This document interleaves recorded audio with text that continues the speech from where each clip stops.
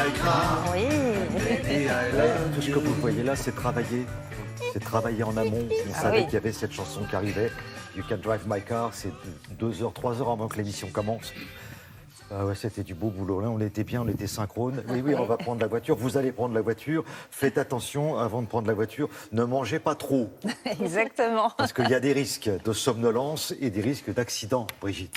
Effectivement, je vais vous parler d'une nouvelle étude qui a été réalisée à l'initiative d'un groupement d'assureurs. Leur objectif, c'était effectivement d'attirer l'attention des conducteurs sur la somnolence au volant, qui est l'une des premières causes de mortalité sur l'autoroute. Un tiers des accidents avec vraiment des décès est dû à la somnolence. Alors on connaît bien le problème de la somnolence qui est liée au manque de sommeil, qui est liée à la fatigue avant de prendre la route, mais on connaît moins bien les relations entre la somnolence et l'alimentation.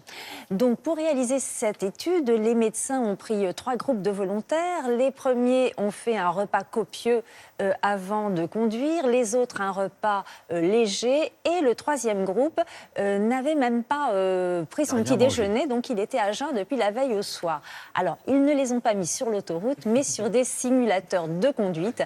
Donc l'objectif, effectivement, c'était de tester leur somnolence éventuelle, leur capacité de freinage en cas de problème. Et vous allez le voir, les résultats sont édifiants.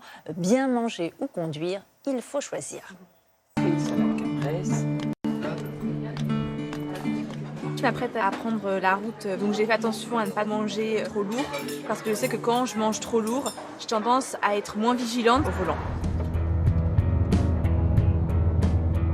Pour mesurer la somnolence au volant, on place les sujets sur des simulateurs de conduite qui reproduisent exactement la situation automobile. On installe ensuite des capteurs sur leur visage qui mesurent à la fois les réactions au niveau de l'œil, les positions du corps, pour voir s'il y a somnolence ou pas, donc risque d'accident.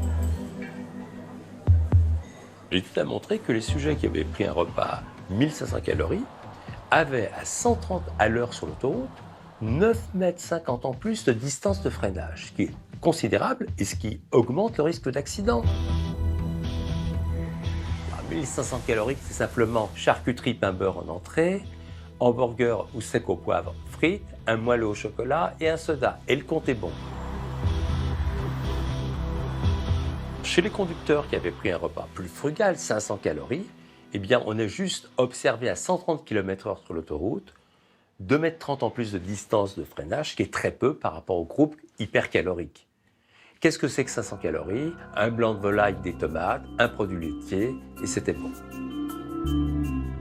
Dans l'étude, on a pris des conducteurs qui n'avaient pas déjeuné depuis 14 heures, mais bien hydratés.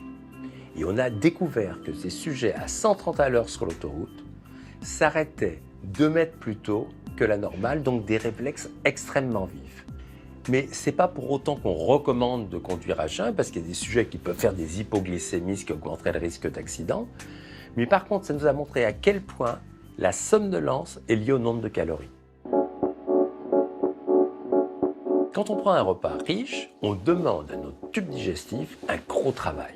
Il faut faire travailler des hormones, des enzymes, le foie, les reins, faire progresser ce bol alimentaire dans le tractus digestif.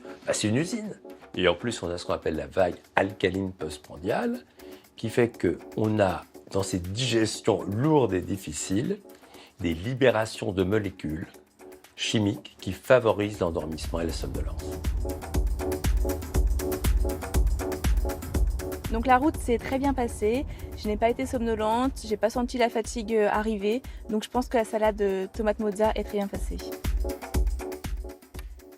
Il faut trouver le bon dosage avant de prendre la Donc voiture. voilà, ne pas trop manger tous ces plats en sauce, les fritures, les plats trop caloriques qui vont faire à notre organisme un travail de digestion important. En revanche, on peut privilégier évidemment les aliments légers, mais aussi les aliments qui sont riches en eau, comme les fruits, les tomates, melons, pastèques, parce qu'une bonne hydratation va augmenter la vigilance et bien sûr bien s'hydrater avec de l'eau.